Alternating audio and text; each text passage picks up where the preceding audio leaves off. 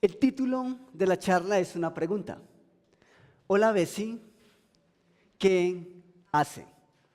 ¿Ustedes preguntan eso todo el tiempo, no? Ok. Y la verdad pensé mucho si la pregunta adecuada era, hola, Bessie, ¿qué hace? O hola, Bessie, ¿cómo está? Creo que la pregunta más acertada pareciera ser ¿cómo está? Porque las dos son muy comunes en nuestro contexto. Todo el tiempo estamos diciendo, hola fulanito, ¿cómo estás? Es algo que va de la mano. De hecho, es muy difícil que nosotros saludemos y no preguntemos cómo está. Sin embargo, a veces parece que ese cómo está es vano, porque no tiene el soporte suficiente para ser contestada. A ver si me logro explicar. Cuando tú preguntas a una persona, cuando vas a comprar a la tienda, saludas, vecino, buenos días, ¿cómo estás? Cuando tú haces esa pregunta, ¿realmente estás interesado en que el vecino te cuente cómo estás? ¿Cómo está él? ¿Cómo se siente? Siendo honestos, y este espacio es para eso, ¿sí? Pero a veces preguntamos cómo está y no tenemos la respuesta que quisiéramos tener. ¿Ustedes creen cuando la gente les dice que están bien?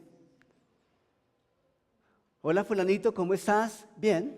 ¿Ustedes le creen? Depende de la cara.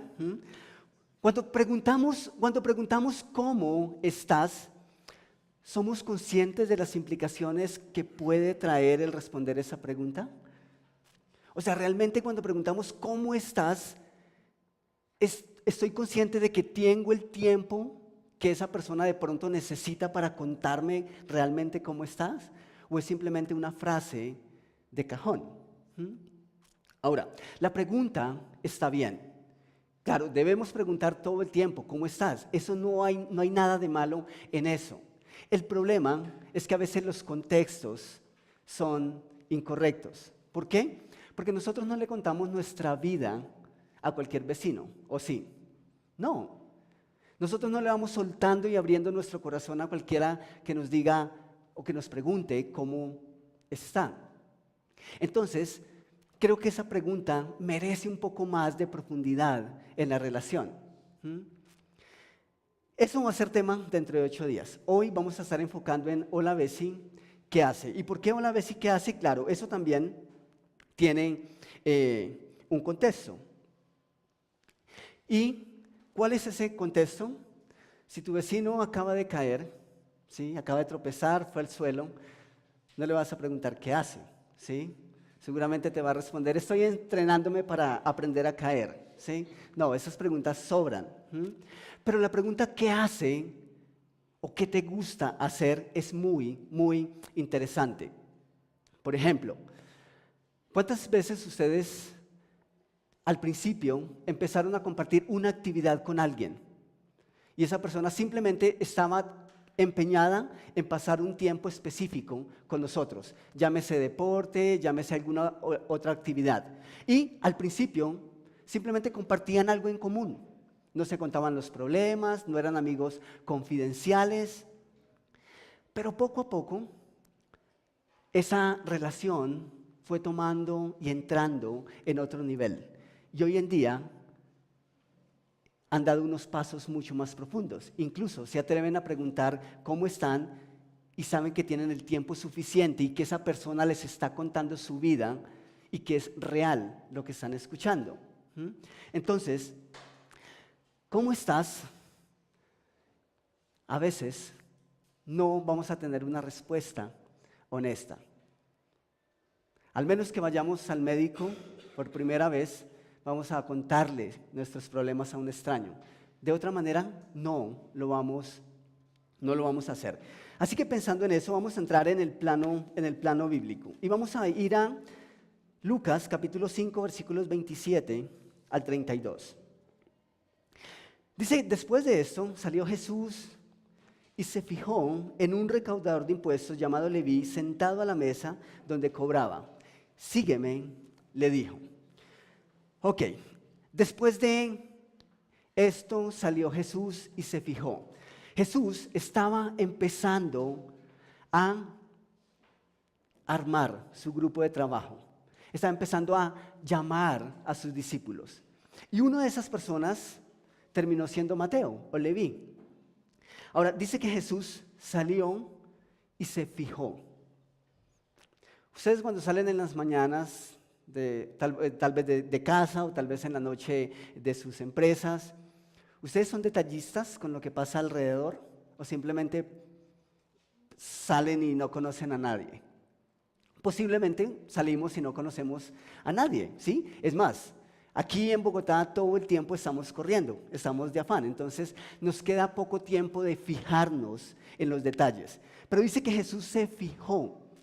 ¿Qué es fijarse? Percatarse, observar, contemplar, advertir, mirar, reparar los detalles.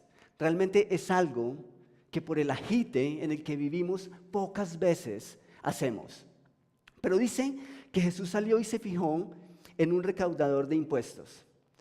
Eso no es muy bueno. La verdad es que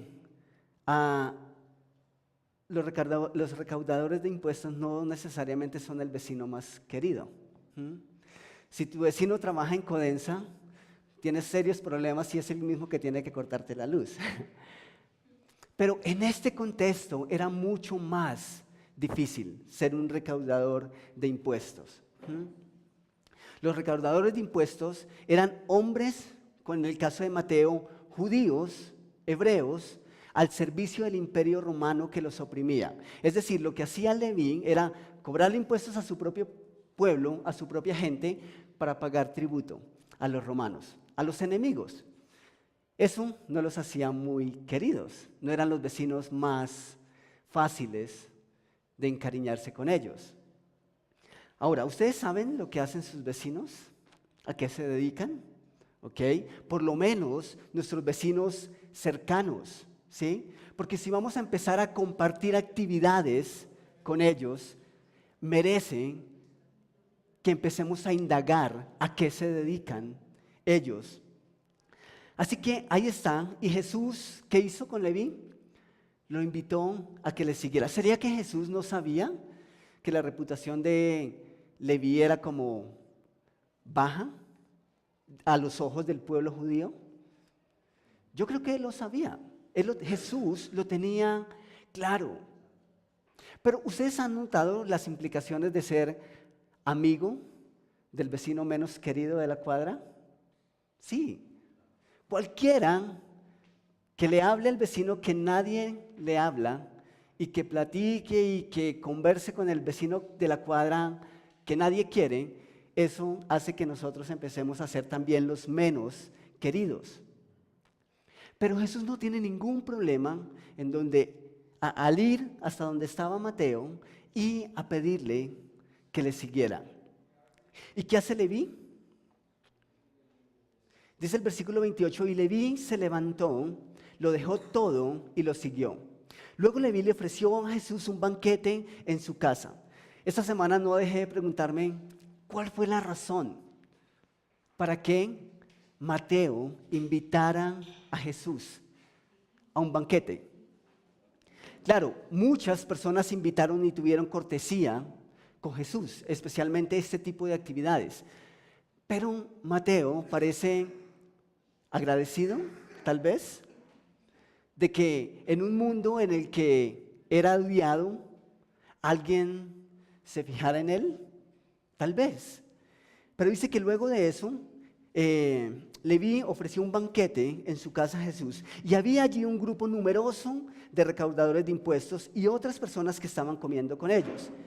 Pero los fariseos y los maestros de la ley, que eran de la misma secta, le reclamaban a los discípulos de Jesús: ¿por qué comen y beben ustedes con recaudadores de impuestos y pecadores? Interesante. Cuando era un adolescente, siempre la pelea de papá y mamá era: ¿qué hacen con ese muchacho? ¿Sí? ¿Qué hacen con ese muchacho que no le ofrece nada bueno a su vida? Y claro, ellos tenían razón, no querían vernos pasar mucho tiempo con muchachos que aparentemente no tenían mucho que aportar a nuestra vida, muchas cosas positivas. Y aquí están los fariseos y los expertos en la ley juzgando sobre lo que está haciendo Jesús. Jesús está sentado a la mesa en medio de ¿qué? ¿De gente santa? ¿De gente que acaba de llegar a la iglesia a escuchar la palabra? No, está en una actividad común y corriente en la misma mesa con pecadores y con recaudadores de impuestos que no eran los más queridos. ¿Y qué hace la gente cuando ve a Jesús hacer eso? Empiezan a juzgar si eso es correcto o no es correcto. Así que Jesús dice, no son los sanos los que necesitan médico, sino los enfermos, les contestó Jesús. No he venido a llamar a justos, sino a pecadores para que se arrepientan. Interesante. Definitivamente Jesús es el hombre más impresionante del que usted y yo podamos escuchar en la historia. Él es único, porque a pesar de sus señales, a pesar de sus milagros, a pesar de todas las cosas sobrenaturales que hizo, eso no le impidió hacer cosas del común y corriente, hacer cosas que usted y yo haríamos, hacer cosas que nuestros vecinos hacen, hacer cosas con las que podemos pasar tiempo también con nuestros vecinos. Jesús era tan maravilloso que algunos dudaron de su humanidad, pero a la vez era tan natural que algunos dudaban de su divinidad. Jesús logró mantener ese equilibrio. Jesús logró estar en lugares en donde la exposición era grandísima, pero aún así pudo mantenerse sin pecado. Ahora, ¿cuál es el reto entonces para nosotros? Ahora que estamos tratando de dar pasitos para entrar en una relación más profunda con nuestros vecinos. Pues esta vez, aquellos que dudaban de la divinidad de Jesús parecían tener razón. Jesús no está haciendo cosas muy divinas, que digamos. Es más, está haciendo cosas muy humanas. Cosas que a los ojos de esos hombres parecían muy mal. Sin embargo, Jesús no está preocupado. Jesús está tranquilo. Parece que a Jesús no le importa mucho lo que la gente diga, especialmente en esos contextos. ¿No se les hace a ustedes extraño que a veces el pastor de la iglesia sea el que se sienta en la mesa con el chico que todos rechazan en la cuadra? Muchas personas creen que eso es exponerse. Muchas personas creen que llevar 500, 600 chicos a un evento es un riesgo inmenso. Y la verdad sí, es un riesgo. La responsabilidad es demasiado grande. Pero si no hacemos eso, ellos nunca van a venir a nuestras iglesias. Tal vez. ¿Por qué hacemos eso? Porque Jesús lo hizo.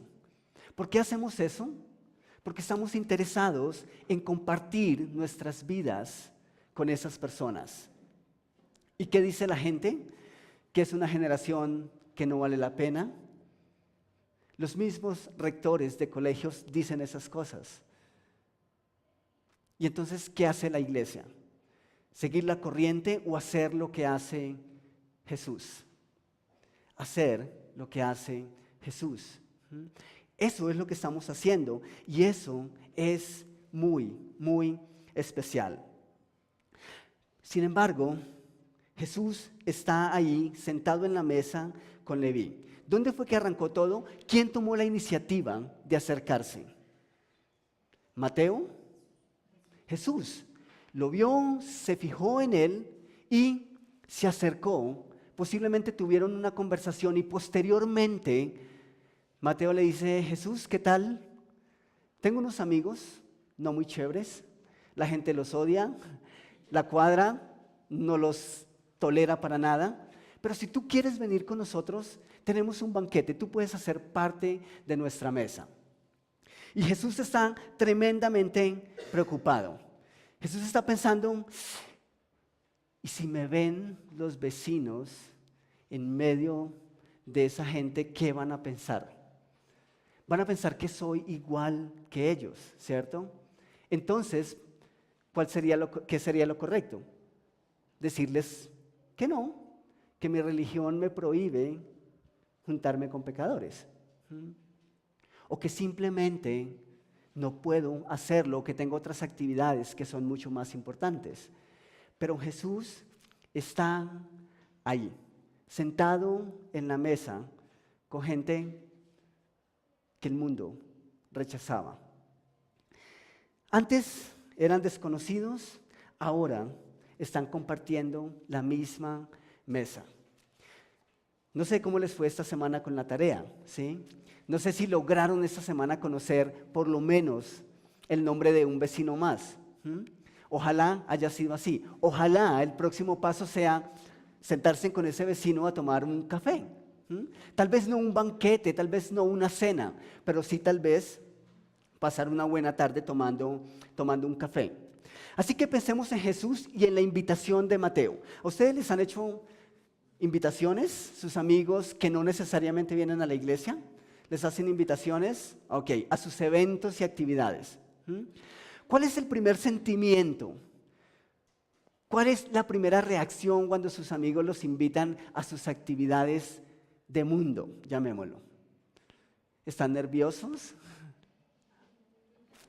¿Están preguntándose cómo le digo que no? ¿O están luchando con la carne porque esa parte dice, sí, yo quiero ir, estar en esa fiesta, quiero disfrutármela, pero no, la verdad creo que no me voy a portar muy bien si estoy en esa fiesta, entonces deciden mejor no ir? Pues Jesús pudo haber hecho eso, como ya lo mencioné, pero ¿qué hacemos? ¿Qué hacemos con ese tipo de invitaciones? ¿Ustedes han rechazado algunas de esas invitaciones? Tal vez sí. ¿Y por qué las rechazan? La verdad, yo he rechazado muchas invitaciones. ¿Por qué? Porque siento que va a ser muy difícil para mí estar en ciertos ambientes. Es por eso, no porque la religión me lo prohíba. Pero a veces esas invitaciones nos colocan en aprietos. En algunas ocasiones ese miedo tiene unas motivaciones correctas. En otras ocasiones tiene unas motivaciones que son muy, muy incorrectas. Quiero que pensemos en algunas motivaciones correctas por las que tenemos miedo de hacer parte de ciertas actividades. Por ejemplo, si te invitan a una celebración o a una fiesta, a un evento, en el que sabes y entiendes que eres vulnerable, lo más sabio sería decir, no puedo ir, o simplemente tengo problemas con ese contexto. Cuando era muy, muy joven, cuando era simplemente un adolescente, llevaba creo que menos de un año haciendo coquitos en la iglesia. Llamo haciendo coquitos eso que un domingo uno va, otro domingo sí decide ir, y como que si falta un domingo no importa demasiado. No había pasado mucho tiempo, yo creo que cerca de un año, y estábamos en proceso, la iglesia estaba en proceso de construir el lugar de reunión. Así que ustedes saben que el gremio, la mayor parte del gremio de los constructores, le jalan bastante a la cerveza, ¿sí? Nosotros solíamos ir con un amigo de infancia y quien fuera mi mejor amigo en ese entonces. Íbamos casi cada 8 días a jugar billar pool. Era parte de nuestro entretenimiento, nos gustaba. Y un viernes en la noche, fuimos al billar donde habitualmente íbamos. Nosotros siempre jugábamos 1 hora, 2 horas y tomábamos gaseosa. Eso era chistoso. Pero esa noche nosotros estábamos jugando cuando llegaron los maestros que estaban construyendo el templo. Entonces nos saludamos todos, ellos se hicieron en la mesa enseguida, nosotros seguimos jugando y de un momento a otro ellos empezaron a compartirnos de su cerveza. Adivinen qué pasó. No terminamos borrachos. Pero lo que sí pasó es que terminamos en la casa a las 5 de la mañana. Jóvenes, no hagan eso, ¿ok? Esa noche nosotros, creo que el billar tenía que por ley cerrarlo tipo 10, 11 de la noche. Lo que hicieron esos señores constructores es que hablaron con el dueño del establecimiento, le pidieron que cerrara puertas, que les siguiera vendiendo cerveza y que nosotros los acompañáramos. Y nosotros felices jugando pool. Al otro día nosotros sabíamos que habíamos hecho algo que no era incorrecto, teníamos que trabajar. El siguiente día trabajé muy mal. Supe que había algo que estaba mal. ¿Qué pasó a los 8 días siguientes? ¿Decidimos dejar de jugar pool? No. Simplemente entendimos que si ellos estaban ahí, para nosotros iba a ser muy difícil decir que no. Entonces simplemente cuando ellos iban a jugar, nosotros buscábamos otro lugar. ¿Por qué? Porque sentíamos que era muy difícil decirles que no. Entonces huíamos ante esa situación. Básicamente eso fue lo mismo que hizo el apóstol Pablo. En 1 Corintios capítulo 10 versículo 12, Pablo advierte a la iglesia, les dice, así que el que piensa estar firme, mire que no caiga.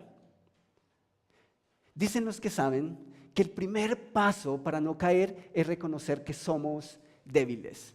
Cuando usted y yo queremos parecer más valientes y tener más control, es cuando más cerca estamos de perderlo. Así que el apóstol Pablo dice, tengan cuidado. El que piense estar firme, mire que no caiga. Por otro lado, me parece interesante la historia de José y la esposa de su amo. Ustedes la han escuchado, ¿cierto? José es vendido a los egipcios y uno de los hombres que tenía mucho poder sobre Egipto lo lleva a su casa y le ofrece un supercargo. No pasa mucho tiempo y la esposa de su jefe empieza a asediar a José. Y en muchas ocasiones la escritura dice que José simplemente rechazaba y rechazaba una y otra vez. La rechazó muchísimas veces. Pero noten lo que dice Génesis, capítulo 39, versículos 11 al 12. Dice que después de todo eso, un día, en un momento en que todo el personal de servicio se encontraba ausente, José entró en la casa para cumplir con sus responsabilidades. Entonces, la mujer de Potifar lo agarró del manto y le rogó, acuéstate conmigo. Pero José, dejando el manto en manos de ella, ¿qué hizo? Salió corriendo. Interesante. ¿Ustedes creen que hay situaciones que simplemente debemos evitar? Sí, totalmente. Estoy completamente de acuerdo con eso. Puede ser muy tu vecino y tu corazón puede estar tremendamente inclinado a que él conozca de Dios. Tú quieres y deseas ser muy amable con tu vecino, pero si hay actividades que no vas a poder compartir con él, está bien, no hay problema.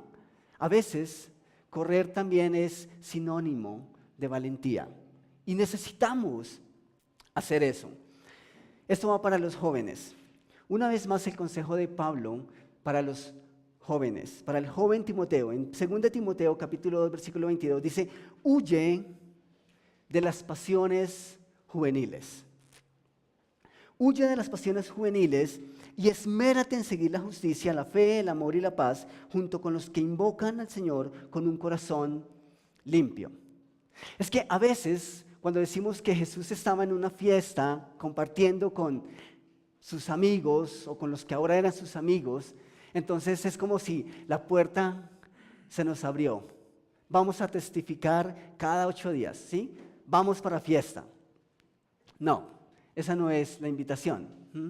Lo que Pablo le está escribiendo a Timoteo es que hay otros contextos en los que podemos ser luz también. Y si el vecino nos invitó a un compartir, genial, si podemos estar, háganlo. Es más, si ustedes pueden organizar la fiesta, háganla. Inviten a sus vecinos. Pero ante todo, recuerden que ustedes y yo somos luz. ¿Saben? No hubo algo que incomodara más a los fariseos y a los religiosos que ver a Jesús en medio de pecadores, en medio de comedores y bebedores, manteniendo la sobriedad. Eso fue algo que impactó. Y eso es algo que si nosotros logramos llegar a ser, sería muy, muy especial. Así que jóvenes, no tengan miedo de reconocer que son débiles ante algunos casos, ante algunos eventos. Si necesitan huir, huyan. Está bien. Si hay un contexto en el que ustedes dicen, no voy a poder ser de testimonio estando aquí, está bien si tienes que salir. Y no solamente para los jóvenes, es también para nosotros. Hay personas que dicen, no, es que una al año no hace daño. Y estoy de acuerdo. Pero no porque una no haga daño al año, no tienes que hacerlo cada 8 días, ¿sí? O todos los días. Son contextos con los que tenemos que tener mucho cuidado. Está bien si no te las de valiente y tienes que huir. A veces, cuando somos jóvenes, creemos que por estar en edad de explorar, podemos hacer y deshacer, y que todo pecado es justificable. Y eso no es lo que dice la Escritura. Huye de las pasiones juveniles. Y así como puedes contagiar y ser muy amable con tu vecino a través de cosas muy buenas, también tienes que recordar que puedes ser vulnerable ante algunas situaciones. Así que eso es mantener las motivaciones correctas. Si decidimos no hacerlo por ese tipo de miedo, está bien, pero hablemos un poquito de las motivaciones incorrectas. Una de esas motivaciones, y quizás la mayor, es que estamos más preocupados por lo que la gente diga que por cómo Jesús se siente con nuestras acciones. Estamos más preocupados porque nos vean y nos tachen al igual que las personas con las que compartimos, que por cómo Jesús se sentiría en un ambiente similar. Estaba esta semana pensando en una niña de hace muchos años. Ahora ya ella es una señorita. Pero siendo una niña fue invitada a una celebración de una de sus amiguitas en la cuadra donde vivía. Así que ella estaba en la fiesta. Ese día, por alguna razón, yo estaba ahí. Creo que era el animador, el payaso. Y la niña, estaban ahí todos los niños, habían muchos niños, estaban en medio de la fiestecita. Y sonaba una ronda infantil, todos saltaban, estaban jugando, felices. Y de repente llega la profe de escuela dominical, la profesora de la iglesia.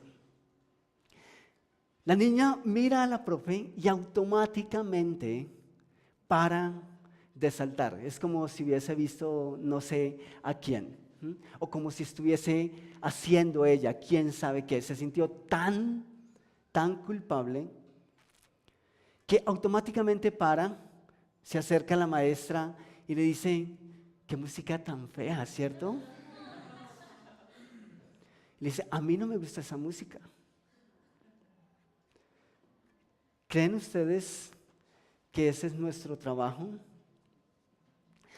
Siempre he creído que si tenemos una responsabilidad como líderes, como padres, los que son padres, es formar carácter en aquellos que vienen detrás de nosotros. ¿Por qué? Porque tarde o temprano no vamos a tener la opción de decidir por ellos. ¿Qué sería lo fácil? Encerrarlos. Y garantizar que no están expuestos. O hacer lo que muchos hacen, amenazar, ¿sí? Amenazar y colocarle el rótulo de pecado a cualquier actividad que se lleve fuera de las instalaciones de la iglesia, donde se reúne la iglesia, o cualquier actividad en donde no haya una Biblia abierta. Cuando nosotros somos Biblias abiertas. Si tú no eres una Biblia abierta al mundo, entonces necesitamos empezar a hacer ajustes. Alguien hace poco mencionó algo que me llamó mucho la atención y pensaba en Conviva Norte. Creo, en serio, creo que estamos haciendo el trabajo bien. Pero esa persona decía que uno de los problemas actuales con el Evangelio es que nuestros recintos están llenos de luz, pero es una luz que no trasciende más allá de las 4 paredes que nos encierran cada domingo. Nosotros no podemos caer en ese error. Encerrarnos solo nos convertiría en los vecinos raros. Pero la verdad, vivimos en un mundo en el que tenemos que tener la capacidad de ser luz sin necesidad de llegar a pecar. Ese es un reto grande, pero eso fue lo que hizo Jesús. Así que, si esa es una de tus preocupaciones, lo que la gente piense o diga, creo que estás más preocupado por tu reputación que por cómo se siente Jesús. Y eso sería incorrecto. Jesús siempre hizo lo correcto y aún así la gente habló. Así que eso no debiera preocuparnos. Lo que sí debiera preocuparnos es cuando la gente hable mal de nosotros y tengan razón. Eso sí debiera ser una preocupación seria para nosotros, si queremos mezclarnos con nuestros vecinos. Por último, quiero que mantengamos la motivación correcta. Vimos algunas motivaciones incorrectas, unos miedos que son auténticos, que son genuinos, pero ahora necesitamos mantener la motivación correcta para dar el segundo paso y decir, ¿qué hace? La otra vez, una vecina me pidió el favor que invitara a un vecino a la iglesia. La típica vecina que te dice, tú que conoces de Dios, que vas a la iglesia, por favor, yo creo que tú deberías invitar a fulanito. Esa persona necesita de Dios. A esa persona le haría muy bien ir a tu iglesia. Y de pronto, deja de colocar esa música. ¿Creen ustedes que esa es la motivación correcta? No. Es muy posible que si el vecino va a la iglesia y no cambia su música, esa persona va a decir que la iglesia es mala. Así que esa motivación no es correcta. También existe la persona completamente empeñada en que su vecino, en que sus amigos conozcan de Dios y que lleguen un día a la iglesia. Pero ¿qué ocurre cuando después de mucho tiempo sus vecinos y sus amigos no llegan a la iglesia? Termina odiándolos. Eso no es correcto. Tengo muchos casos de ese tipo. Incluso creo que una vecina que era muy amable conmigo siendo adolescente dejó de serlo porque yo no iba a su iglesia. Así que, ¿cuál sería la motivación correcta? La motivación correcta debiera ser: ama a tu vecino, no para que él ame a Jesús, Ámalo porque tú amas a Jesús. Es posible y nuestro deseo es que nuestros vecinos amen a Jesús. Pero si de repente un día nosotros no tenemos certeza de que eso va a pasar, es posible que terminemos rechazándolos, porque nuestra motivación es incorrecta. Ama a tu vecino porque Jesús te mandó a hacerlo. Lo que pase después de eso es responsabilidad de Dios, no de nosotros. Nuestra responsabilidad es amarlos y dar el segundo paso. Hola, vecino, ¿cómo está fulanito ahora que sabemos su nombre? ¿Qué hace? ¿Qué se dedica? Quiero dar el segundo paso. Y mantén la motivación correcta y confía en la oración que Jesús mismo hizo por nosotros antes de ir al cielo. En Juan capítulo 17, versículo 15, Jesús ora al Padre, ora por nosotros. ¿Y qué dice en su oración? Dice, no ruego que los quites del mundo, sino que los guardes del mal. Sí vamos a poder hacer presencia en algunos contextos y teniendo el carácter de decir, no voy a hacer algo que implique pecar para mí. Vecino, muchas gracias por invitarme a tu compartir, me encantó. Y aún estás sobrio o sobria. Eso es genial. Eso es ser luz en medio de la oscuridad. Y hay un principio sencillo. Entre más oscuro, más debe reflejar la luz. Así que tenemos un reto grandísimo. Como iglesia, vamos a estar en una comunidad nueva, de alguna manera nueva para nosotros. Vamos a conocer nuevos vecinos. ¿Qué hacen ellos? No lo sabemos. Quizá pronto lo sepamos. Pero ustedes y cada uno de nosotros en nuestro hogar también tiene el mismo reto. Si tu vecino practica un deporte especial, genial, invítalo a practicar un deporte. Si tu vecino ama los juegos de mesa, ama el café como yo, genial. Creo que muchas relaciones se han profundizado a través de simplemente tomar un café y compartir un café. No todo lo que la gente llama malo es malo. Y no todo lo que llamamos santo o bueno lo es. Por favor, acompáñenme en un momento de oración.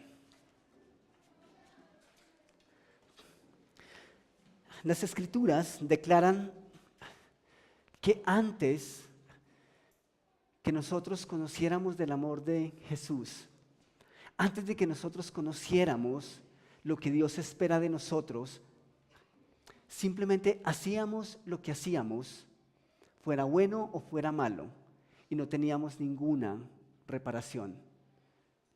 Pero una vez que conocemos de Jesús, que conocemos qué es lo que Él espera y desea de nosotros, entonces tenemos una responsabilidad por rechazar lo malo y retener lo que es bueno. Y tenemos esa responsabilidad para ejecutarla en nuestro mundo, en tu conjunto, en tu manzana, en tu colegio, en la universidad, en tu trabajo. Jesús dijo, no te ruego que los quites del mundo. Eso no solucionaría nada. Eso iría en contra de formar un carácter. Pero Jesús va un poco más allá y Él cree que usted y yo estamos en la capacidad de compartir actividades, como algunos dirían, del mundo y aún así mantener nuestra luz encendida. No te ruego que los quites del mundo, sino que los guardes del mal. Esa debería ser nuestra oración clave a la hora de pasar tiempo con nuestros vecinos. Pero volvamos al punto inicial. Si tú esta mañana no conoces de Jesús, difícilmente vas a diferenciar entre lo que es bueno y lo que es malo, porque sencillamente no tienes ese código moral y ético. Pero hoy es el día en que puedes empezar a hacer esa diferencia entre qué es pecado y qué no es pecar, qué puedo tomar y qué puedo dejar. Jesús es la persona que ha marcado la diferencia en cada uno de nosotros, en cada uno de aquellos que luchamos por ser luz en nuestras comunidades. Así que si tú estás aquí esta mañana y quieres que alguien te hable un poquito más acerca de ese Jesús, por favor levanta la mano. Simplemente con levantar tu mano alguien se va a acercar y te va a tratar de explicar qué debes hacer para conocer acerca de Jesús. ¿Hay alguien? Si hay alguien sin temor, levanta la mano.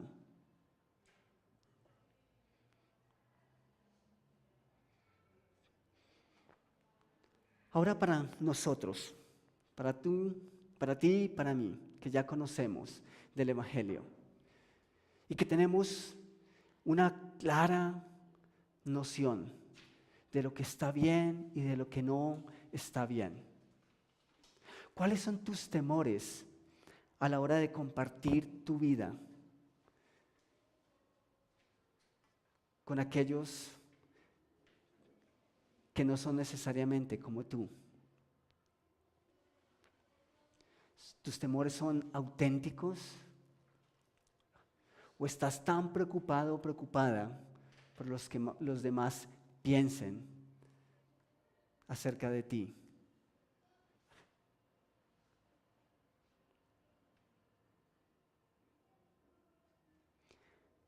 Padre, yo quiero darte gracias esta mañana porque tienes un propósito con cada uno de nosotros. Si tu propósito no es que fuésemos luz y que seamos luz en medio del mundo en el que vivimos, simplemente la oración de tu Hijo habría sido diferente. Él habría orado que nos llevaras.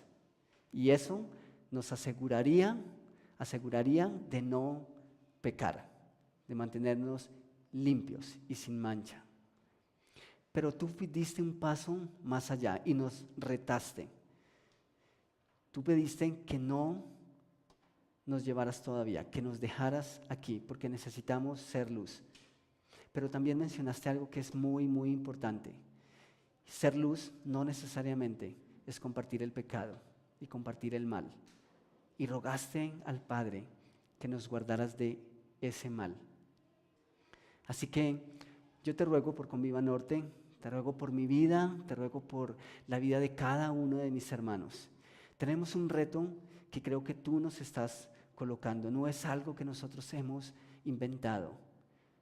Tal vez en nuestras comunidades y en nuestros barrios hay vecinos que necesitan que alguien se acerque, que alguien pregunte qué quiere hacer,